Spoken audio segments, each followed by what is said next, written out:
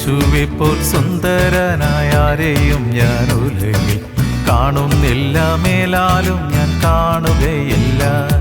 N യേശുവെ പോൽ സുന്ദരനായ ആരെയും ഞാൻ ഉലകിൽ കാണുന്നില്ല, മേലാലും ഞാൻ കാണുകയില്ല.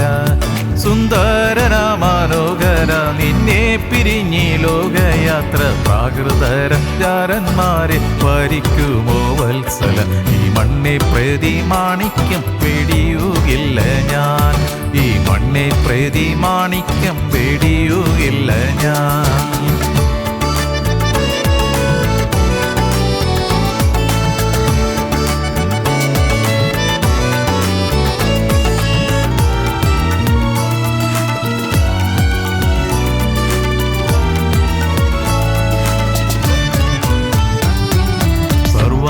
സുന്ദരൻ തന്നെ എന്നെ വീണ്ടെടുത്തവൻ, സർവസുഖ സൗകര്യങ്ങൾ അർപ്പിക്കുന്നു ഞാൻ. സർവാംഗ സുന്ദരൻ തന്നെ എന്നെ വീണ്ടെടുത്തവൻ, സർവസുഖ സൗകര്യങ്ങൾ അർപ്പിക്കുന്നു ഞാൻ. സുന്ദരന മനോഹര നിന്നെ പിരിഞ്ഞി ലോകയാത്ര, പ്രാകൃതരാം ജാരന്മാരെ ഭരിക്കുമോ വത്സല? ഈ മണ്ണെ പ്രതി മാണിക്യം പേടിയുകില്ല ഞാൻ, ഈ മണ്ണെ പ്രതി മാണിക്യം പേടിയുകില്ല ഞാൻ. ഹല്ലേലൂയ. സ്തോത്രം സ്തോത്രം സ്തോത്രം സ്തോത്രം സ്തോത്രം. ദൈവത്തിന്റെ അതിപരിനാമം സ്തുതിക്കപ്പെടുമാറാകട്ടെ. അനുദിനവചനം: ബലം നിന്നിലുള്ള മനുഷ്യൻ ഭാഗ്യവാൻ. Blessed is the man whose strength is in you. സ്നേഹവാനായ പിതാവേ, ഞങ്ങളുടെ ആയുസിന്റെ ഒരു പ്രഭാതം കൂടെ കാണുവാൻ സ്വർഗ്ഗം ഞങ്ങളെ അനുഗ്രഹിച്ചതിനായി നന്ദി പറയുന്നു. ആത്മാവൻ ദൈവമേ, ഈ തിരുവചന ഭാഗം ഞങ്ങൾക്കായി വ്യാഖ്യാനിച്ചു തരണമേ. ആമേൻ. സങ്കീർത്തനങ്ങൾ 84 5 തിരുവചനം. Psalm 84 verse 5. Blessed is the man whose strength is in you, in whose heart are the ways of them. ബലം നിന്നിലുള്ള മനുഷ്യൻ ഭാഗ്യവാൻ. എങ്ങനെയുള്ളവരുടെ മനസ്സിൽ സിയോനിലേക്കുള്ള പെരുവഴികൾ ഉണ്ട്. ദൈവമക്കളെ, നമ്മുടെ ആത്മീയ ബലം പരിശോധിക്കണം. നാം ആത്മീയമായി ബലവാന്മാരാണോ അതോ ബലഹീനരാണോ? പലപ്പോഴും പുറമേയുള്ള മനുഷ്യൻ ബലവാനായിരിക്കാം. നാം സകല കാര്യങ്ങളും പ്രശംസ പറ്റുന്ന വിധം നന്നായി ചെയ്യുന്നവരുമാകാം. എന്നാൽ ആത്മീയ ബലം എങ്ങനെയാണ്? പഴയതുപോലെ പ്രാർത്ഥിക്കുവാനും വചനവായനയ്ക്കും ഉത്സാഹമില്ലെങ്കിൽ നാം ആത്മീയമായി ബലഹീനത ഉള്ളവരാണ്. ആരംഭശൂരത്വമാണ് പലർക്കും. മരിച്ചു പോകുന്നതിന് മുമ്പ് ബൈബിൾ ഒരു പ്രാവശ്യമെങ്കിലും വായിക്കണേ. ജഡികത നമ്മിൽ തലപൊക്കുന്നുവെങ്കിൽ നാം ആത്മീയ ബലഹീനരാണ്. എന്തുകൊണ്ടാണ് ആത്മീയ ബലഹീനത വരുന്നത്? ആ ചോദ്യത്തിന് വചനപ്രകാരം ആത്മാവാൻ ദൈവം നമുക്കുത്തരം നൽകും. ഒന്ന്, ദൈവത്തോട് അടുപ്പം കുറയുന്നു. O taste and see that the Lord is good. കർത്താവ് എത്ര മാധുര്യമുള്ളവനാണെന്ന് രുചിച്ചറിയുവൻ. അപ്രകാരം കർത്താവിനെ രുചിച്ചറിഞ്ഞിട്ടുള്ള ഒരൊറ്റ വ്യക്തിക്കും കലപ്പയിൽ കൈവച്ചിട്ട് പുറകോട്ട് തിരിഞ്ഞു നോക്കാൻ സാധിക്കത്തില്ല. ഇന്ന് പ്രാർത്ഥനയും ആരാധനയും വെറും ചടങ്ങുകൾ മാത്രമായി മാറുന്നു. നാം ദൈവാലയത്തിലെ സന്ദർശകർ മാത്രമായി മാറുന്നവരാണോ അതോ ദൈവാലയത്തിൽ ദൈവത്തോടൊപ്പം വസിച്ച് ദൈവത്തിന് സ്തുതിയും ആരാധനയും കരയേറ്റുന്നവരാണോ? കോരഹ് പുത്രന്മാർ പാടിയത് ഇപ്രകാരമാണ്.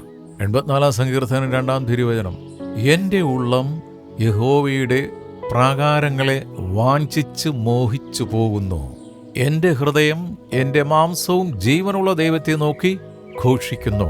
ഈ ആധുനിക യുഗത്തിൽ ഈ ഡിജിറ്റൽ മനുഷ്യൻ നശിച്ചു പോകുന്ന എല്ലാത്തിൻ്റെ പുറകെ ഈ പേപ്പർ ടേപ്പ് പോലെ പരക്കം പാഞ്ഞോടുകയാണ്. മനുഷ്യ, നീ ഒരു നിമിഷം ഒന്ന് നിൽക്ക്. നിന്റെ സൃഷ്ടാവിനെ മറന്നുപോകല്ലേ. എൻ്റെ ഉള്ളം യഹോവയുടെ പ്രാകാരങ്ങളെ വാഞ്ചിച്ച് മോഹിച്ചു പോകുന്നു. അതുകൊണ്ട് വിശുദ്ധ അഗസ്റ്റിൻ ഇങ്ങനെയാണ് പറഞ്ഞിരിക്കുന്നത്. ദൈവമേ, നീ എന്നെ നിനക്കായി സൃഷ്ടിച്ചു, നിന്നിൽ മാത്രം ഞാൻ സംതൃപ്തി കണ്ടെത്തും. ഇന്നാരില്ല സംതൃപ്തി കണ്ടെത്തുന്നത്? സൃഷ്ടാവിലാണോ അതോ സൃഷ്ടിയിലാണോ? ആരാധന ഇങ്ങനെയുള്ള ഹൃദയവിചാരത്തോടെയാണോ എന്ന് നാം ശോധന ചെയ്യണം. അടിയന്തര ഘട്ടത്തിൽ മാത്രം നാം ദൈവത്തെ തേടുന്നവരും ആശ്രയിക്കുന്നവരും ആകരുത്, ഒരിക്കലും ആകരുത്. ദൈവത്തോട് എന്നും എപ്പോഴും ഒരു ഹൃദയബന്ധം വേണം. കുറഞ്ഞപക്ഷം 1 മണിക്കൂറെങ്കിലും ദൈവസന്നിധിയിൽ ഇരിക്കാൻ സമയം കണ്ടെത്തണം. ലാസറിന്റെ ഭവനത്തിൽ കർത്താവ് ചെന്നപ്പോൾ 2 വ്യക്തികൾ, ഒരാൾ മറിയവും ഒരാൾ മാർത്തായും. മറിയം കർത്താവിൻ്റെ തൃപ്പാദത്തിലിരുന്ന് അവിടുത്തെ അധരത്തിൽ നിന്ന് പൊഴിയുന്ന ഓരോ വചനവും പെറുക്കിയെടുത്ത് അവളുടെ ഹൃദയത്തിൽ സംഗ്രഹിക്കുകയായിരുന്നു. അപ്പോഴാണ് പല കാര്യത്തിൽ വ്യാപൃതയായ മാർത്ത കംപ്ലൈൻറ്റ് ചെയ്യുന്നത്. മാർത്തയുടെ കംപ്ലൈൻറ്റിന് കർത്താവ് കൊടുത്ത മറുപടി, മാർത്ത മാർത്ത, നീ പല കാര്യങ്ങളിൽ വ്യാപൃതയാണ്, ഒന്നു മാത്രമാണ് നിനക്ക് വേണ്ടത്, അത് നിന്റെ സഹോദരിയായ മറിയം തിരഞ്ഞെടുത്തു. എന്താണ് ആ തിരഞ്ഞെടുപ്പ്? To be in the presence of the lord, കർത്താവിൻ്റെ തിരുസന്നിധിയിൽ ഇരിക്കുക എന്നുള്ളത്. That's the quality time. Hallelujah. കാരണം മനുഷ്യൻ അപ്പം കൊണ്ട് മാത്രമല്ല, ദൈവത്തിൻ്റെ അതിർത്തിൽ നിന്ന് പൊഴിയുന്ന ഓരോ വചനം കൊണ്ടും ജീവിക്കുന്നു. ജീവിതത്തിന് തിരക്കുകൾക്കിടയിൽ 1 മണിക്കൂർ അല്ലെങ്കിലും ഒരു 15 മിനിറ്റ്സ് പറ്റിയില്ലെങ്കിൽ ഒരു 5 മിനിറ്റ്, 5 മിനിറ്റ് പറ്റിയില്ലെങ്കിൽ കുറഞ്ഞ പക്ഷേ ഒരു അര മിനിറ്റെങ്കിലും സാധിക്കുന്നുണ്ടോ? തിരക്കോട് തിരക്ക്. I have no time to read the Bible. നീ ഒരിക്കലും ദൈവവചനം വായിക്കാൻ സമയം കണ്ടെത്തരുത് മകനെ. ഹല്ലേലൂയ. കാരണം ദൈവവചനം വായിച്ചാൽ നീ നന്നായി പോയാലാ പിശാചിന് അറിയാം അത്. അതുകൊണ്ട് നിന്നെ എല്ലാ കാര്യത്തിലും ഇങ്ങനെ ഇട്ട് വാഷിംഗ് മെഷീൻ പോലെ ഇട്ടിങ്ങനെ കറക്കിക്കൊണ്ടേയിരിക്കും. മർക്കോസിന്റെ സുവിശേഷം 1-ാം അധ്യായത്തിന്റെ 35-ാം തിരുവചനം, അതികാലത്ത് ഇരുട്ടോടെ അവൻ എഴുന്നേറ്റ് പുറപ്പെട്ട് ഒരു നിർജ്ജന സ്ഥലത്ത് ചെന്ന് പ്രാർത്ഥിച്ചു. ആര്? പ്രാർത്ഥന തന്നെയായ കർത്താവ് യേശു കാണിച്ചു തന്ന മാതൃകയാണ് ഈ പറഞ്ഞത്. അതികാലത്ത് ജീവനുള്ള ദൈവമായ യേശു ഈ ഭൂമിയിലായിരുന്നപ്പോൾ, മനുഷ്യനായി നമ്മോടൊപ്പം വസിച്ചപ്പോൾ, അവിടുന്ന് അതികാലത്തെ എണീറ്റെന്നാണ് പറയുന്നത്. നമ്മളിൽ പലരും അതികാലത്തെ 8, 8:30, 9, 10 മണിക്ക് എണീക്കും. അതികാലത്തെ. Learn from me for I am meek and humble of heart, എന്നിൽ നിന്ന് പഠിക്കുവാൻ കർത്താവ് നമ്മളെ വിളിക്കുകയാണ്. യേശു പോലും സകല കാര്യങ്ങളും പിതാവുമായി സംസർഗം ചെയ്ത് നിർവഹിച്ചു എങ്കിൽ ഈ കേവലം വെറും മനുഷ്യരായ നാം ദൈവസന്നിധിയിൽ എത്രമാത്രം പ്രാർത്ഥിക്കണം. ഹല്ലേലൂയ. 2, വചനത്തിൽ അജ്ഞത. അപ്പോൾ 1, ദൈവവുമായുള്ള അടുപ്പം കുറയുന്നു. 2, വചനത്തിൽ അജ്ഞത. ഇന്ന് ദൈവവചനം വായിക്കുവാനും ഗ്രഹിക്കുവാനും താല്പര്യം കുറയുന്നു. ഇത് വിജാതികളുടെ കാര്യമല്ല ഈ പറയുന്നത്, സ്വജാതികളുടെ കാര്യമാണ്. സ്തോത്രം. കർത്താവിനെ അറിയാത്ത മക്കൾ, അതായത് ഒരു ക്രിസ്തീയ കുടുംബത്തിൽ ജനിക്കാതെ ക്രിസ്തുവിന് വേണ്ടി ദാഹിക്കുന്ന മക്കൾ കോടിക്കണക്കിന് ഈ ഭൂമിയിലുണ്ട്. അവർ വചനത്തിന് വേണ്ടി ദാഹിക്കുന്നവരാണ്. എന്നാൽ ക്രിസ്ത്യാനി എന്ന് പറയുന്ന നിന്റെ വീട്ടിൽ ബൈബിൾ 5-6 കിടപ്പുണ്ടോ? ഒരെണ്ണമെങ്കിലും എടുത്ത് നിന്റെ തലേണയുടെ അടി വെച്ചിട്ടുണ്ടോ? വചനം പറയുന്നതും വചനമനുസരിച്ച് ജീവിക്കുന്നതും വലിയ കുറച്ചിലായി പലരും കരുതുന്നു. നിങ്ങൾക്കൊക്കെ എപ്പോഴും ഈ ബൈബിൾ എന്നും പറഞ്ഞ ഇരിക്കാനും നേരമുള്ള. അതിന് നിനക്ക് വിശുദ്ധ പൗലോസ് ഒരു മറുപടി തരുന്നുണ്ട്. I am not ashamed of the gospel. സുവിശേഷത്തെ പ്രതി എനിക്ക് ലജ്ജയില്ലെന്ന്. ഒരിക്കൽ ലജ്ജിച്ച് ആ സുവിശേഷം എടുത്ത് ജീവിച്ച മക്കളെ ഓടിച്ചിട്ട് ഉപദ്രവിച്ചവനാണ് ഈ പറയുന്നത്. അപ്പോൾ കാണേണ്ടവനെ കാണുമ്പോൾ, അറിയേണ്ടവനെ അറിയേണ്ടതുപോലെ അറിയുമ്പോൾ, തൊടേണ്ടതുപോലെ തൊടുമ്പോൾ ആള് മാറും. ഓട്ടോമാറ്റിക്കായിട്ട് പരിശുദ്ധാത്മാവ് എഴുതി തന്ന ആ തിരുവചനമില്ലേ, ആ ബൈബിൾ, സമ്പൂർണ്ണ ബൈബിൾ. ആ വചനത്തിൽ പുസ്തകങ്ങൾ കൂട്ടി ബൈബിൾ വലുതാക്കിയിട്ട് കാര്യമില്ല. 66 ഉള്ളെങ്കിലും അത് തന്നെ കഷ്ടപ്പെട്ട അനുസരിക്കുന്നത്. ഉള്ളതനുസരിക്കുക. ദീർഘനേരം വചനം കേൾക്കുവാനോ ഗ്രഹിക്കുവാനോ ആരും താല്പര്യപ്പെടുന്നില്ല. സ്തോത്രം. Because time is money. ആർക്കും സമയമില്ല. ഹല്ലേലൂയ. 24 മണിക്കൂർ ഉണ്ടെങ്കിലും കർത്താവേ 1 മണിക്കൂർ കൂടി എനിക്ക് തരണേ എന്ന പ്രാർത്ഥനയാണ് ഇപ്പോഴുള്ളത്. സോ ദീർഘനേരം വചനം കേൾക്കുവാനോ ഗ്രഹിക്കുവാനോ ആരും താല്പര്യപ്പെടുന്നില്ല. സാധാരണ 15 മിനിറ്റാണ് പ്രസംഗം. അത് കഴിഞ്ഞാൽ എല്ലാവരും ഇങ്ങനെ വാച്ച് നോക്കിയിരിക്കുകയാണ്.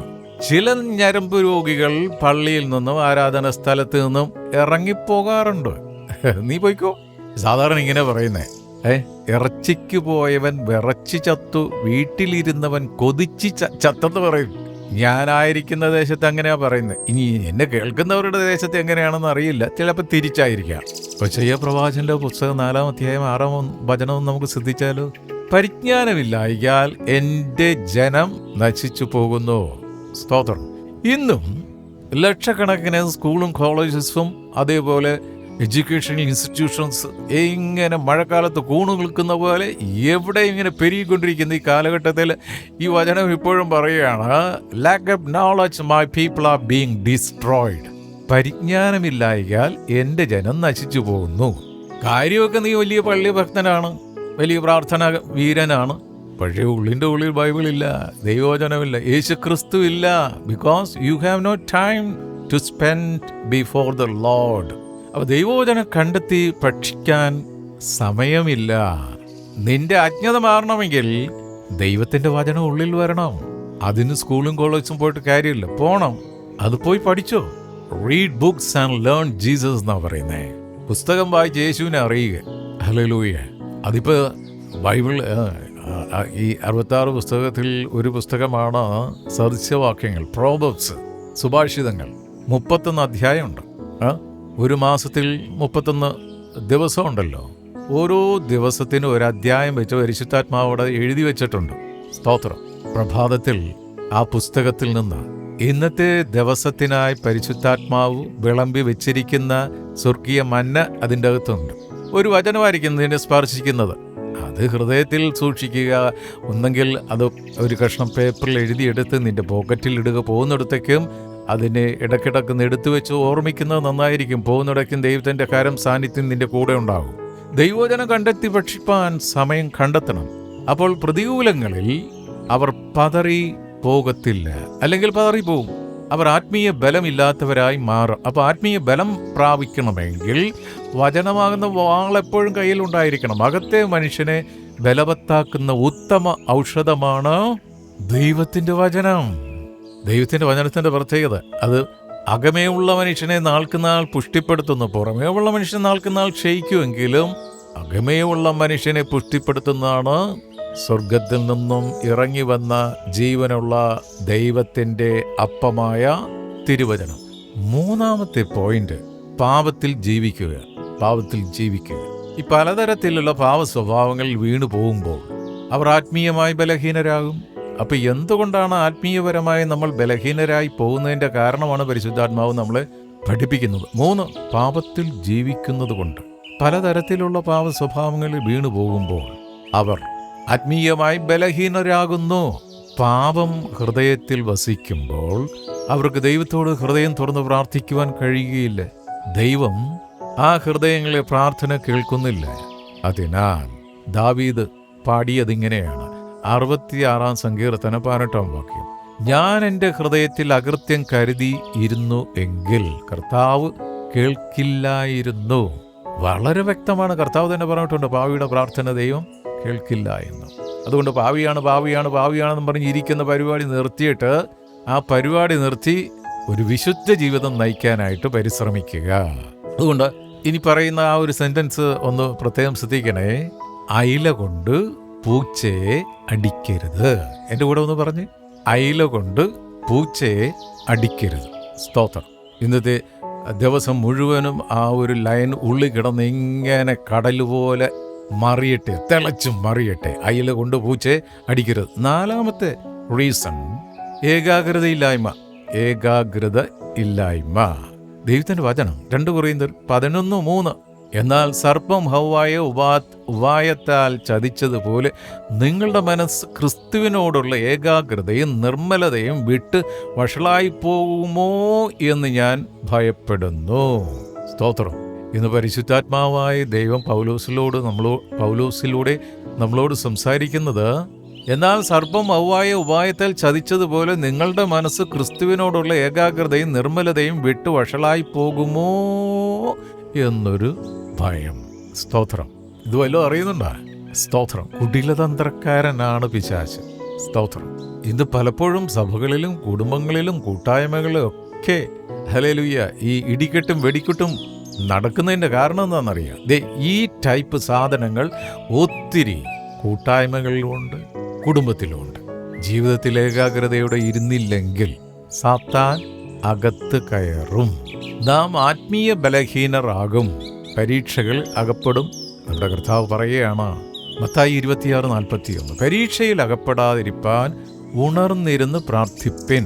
ആത്മാവ് ഒരുക്കമുള്ളത്, ജഡമോ ബലഹീനമത്രേ. ശിഷ്യന്മാർ കർത്താവിൻ്റെ കൂടെ പ്രാർത്ഥനയ്ക്ക് അവരിരുന്ന് ഉറങ്ങിപ്പോയി. 10 കന്യകകൾ മണവാളനെ എതിരേൽക്കാൻ പുറപ്പെട്ടു. 10 പേർ മന്ദബുദ്ധികൾ, 10 പേർ എണ്ണ കരുതി ജാഗ്രതയോടെ ഉറങ്ങാതെ മണവാളനായി കാത്തിരുന്നു. മണവാളൻ വന്നു ഉണർന്ന് എണ്ണ കരുതി കാത്തിരുന്നവർ കൂടെ പോയി. മന്ദബുദ്ധികൾ അവര് കൈവിടപ്പെട്ടുപോയി. സ്തോത്രം, പ്രൈസ് ലോർഡ്.